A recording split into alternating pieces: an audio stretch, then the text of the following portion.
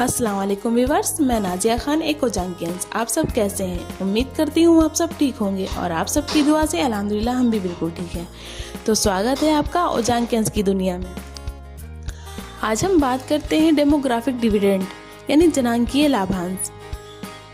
ये एक ऐसा टॉपिक है कि समाज में ये बहुत बड़ा मुद्दा है। तो जानते हैं कि जनांकीय लाभांश क्या होता है।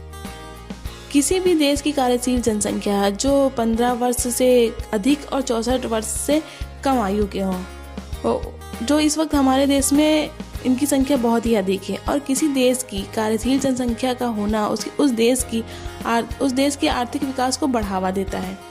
लेकिन इस डेमोग्राफिक डिविडेंड का फ़ायदा हम तभी उठा सकते हैं जब देश की जनता के पास अच्छी एजुकेशन और अच्छी हेल्थ और सिक्योरिटी होगी, और एजुकेशन भी स्किल बेस्ड होनी चाहिए। जैसे कि आप सब जानते हैं कि हमारा देश वर्ल्ड की दूसरी सबसे अधिक जनसंख्या वाला देश बन चुका है। लेकिन सोचने वाली बात यह है कि ये बढ़ती जनसंख्या एक लाभांश के रूप में है या श्राप के रूप में। अगर लाभांश के रूप में है तो कैसे है? ऐसा माना जाता है कि किसी देश की कार्यशील आबादी के अधिक होने से देश की अर्थव्यवस्था, विकास, समृद्धि की ओर बढ़ती है, और इससे लोगों के प्रति व्यक्ति आय में भी वृद्धि होती है। हम बात करते हैं कि डेमोग्राफिक डिविडेंड का फ़ायदा क्यों नहीं उठा पा रहे हैं। सबसे बड़ा चैलेंज जो है वो एजुकेशन। अगर जनता पढ़ी लिखी नहीं होगी तो फिर कैसे विकास होगा। हमारी एजुकेशन सिस्टम जो है स्किल ओरिएंटेड है नहीं, और अगर स्किल है भी तो वो मार्केट ड्रिवन और इंडस्ट्री ड्रिवन नहीं है। आज भी आईआईटी में रेडियो रिपेयरिंग करना सिखाया जाता है as a compare to modern technology, LCD वगैरह। तो इनोवेशन ड्रिवन एजुकेशन बिल्कुल नहीं है, and highly theoretical oriented education है। दूसरी चीज़, हमारे देश में regional, class and caste issue होने की वजह से कहीं एजुकेशन अच्छी मिल रही है, किसी को अच्छी मिल रही है, किसी को अच्छी नहीं मिल रही है। अमीरों को अच्छी मिल रही है तो गरीबों को अच्छी नहीं मिल रही है। अपर कास्ट के लोगों को अच्छी मिल रही है तो लोअर कास्ट के लोगों को अच्छी नहीं मिल रही है। और दूसरी चीज़ जो है वो फीमेल पार्टिसिपेशन। हमारे यहाँ की आधी जनता जो वुमेन्स है वो वर्क फोर्स में पार्टिसिपेट ही नहीं कर पाती है, कहीं पैट्रियार्की की सोच के कारण, तो कहीं सिक्योरिटी को लेके लोग घर से वुमेन्स को निकलने नहीं देते हैं।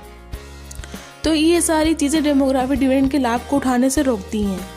इन सब स्थितियों को देखते हुए ये सोचने वाली बात है कि ये बढ़ती जनसंख्या लाभ है या फिर बोझ। अगर इस कार्यशील जनसंख्या को सही समय पर रोजगार मुहैया नहीं कराया गया तो डेमोग्राफिक डिविडेंड कब अभिशाप में बदल जाएगी सोचा भी नहीं जा सकता। सही समय पर युवाओं को रोजगार नहीं दिया गया, उनको राष्ट्र की मुख्य धारा से नहीं जोड़ा गया, तो आने वाले समय में बहुत सी मुश्किलें खड़ी हो सकती हैं। ये भारत के सामने एक बहुत बड़ी चुनौती है। भारत आज एक ऐसे मुहाने पर खड़ा है। आज आप सुबह जब न्यूज़पेपर उठाते हैं तो देखते हैं कि रेप की घटनाएं और छेड़छाड़ की घटनाओं से भरा पड़ा है, जिस पे मीडिया या जो राजनीतिक में है या जो ऑपोजिशन में वो इस पर बात ही नहीं करना पसंद करते, क्योंकि शायद वो अहंकार में कि वो मेजॉरिटी में है। भारत कहाँ जा रहा है, शायद इस पर बात करने के लिए किसी के पास वक्त ही नहीं है। हम सुधारों का विरोध कर रहे हैं। हम ये नहीं समझ पा रहे हैं कि हम एक ऐसे सेगमेंट पे बैठे हैं कि जिसमें हमारा ध्यान नहीं जा रहा है। सुधारों के होने ना होने, सरकार को मजबूर कर देने, हर कोई अपना अपना एजेंडा कर रहा है। यहाँ मैटर ये नहीं है कि सरकार क्या कर रही है। हमें सोचना होगा कि हम एक ऐसे सेगमेंट पे बैठे हुए हैं जहाँ आने वाले समय में लोग गली मोहल्लों में 5-5, 6-6 हज़ार रुपए के लिए लोग हत्याएं करेंगे, गला काट दिया जाएगा, हिंसा होगी। और जो आज गली मोहल्लों के बच्चे क्रिकेट टीम में जा रहे हैं, कल को वो हो सकता है कि बमबारी की टीम में जाएं। और रेप होना, ये सब बहुत ही कॉमन घटनाएं हो जाएंगी। ये हर गली मोहल्ले की एक करिकुलम एक्टिविटी की तरह हो जाएगी, और हर माँ बाप भी एक्सेप्ट करने लगेंगे कि अगर 2 बच्चियाँ हैं तो एक को तो ऐसे ही फना हो जाना है।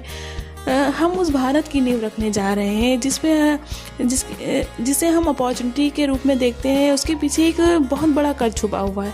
अगर हम इस आबादी को एक पॉजिटिव सेगमेंट की तरफ नहीं ले गए तो आने वाले समय में हम बहुत बड़ी परेशानी में पड़ने वाले हैं। लेकिन इस तरफ हमारी इंटेलिजेंसिया का ध्यान ही नहीं है। हमारी so called media hero heroine क्या खाते हैं, क्या पीते हैं, कहाँ जाते हैं, इनके बारे में पूरी खबर रखती है। लेकिन हमारे देश में क्या इनोवेशन करना है, क्या जॉब क्रिएशन हो रहे हैं या क्या होना है, इसे बात ही नहीं करती है। तो ये बहुत ही सोचने वाली चीज़ है। तो अगर आपको हमारी ये वीडियो अच्छी लगी हो तो कमेंट करके ज़रूर बताएं और साथ ही चैनल को लाइक, शेयर और सब्सक्राइब करें ताकि आपको आने वाली वीडियो की नोटिफिकेशन मिलती रहे और ओजांग गेम्स की दुनिया की आप हर बात आप तक पहुंचती रहे। अल्लाह हाफिज़।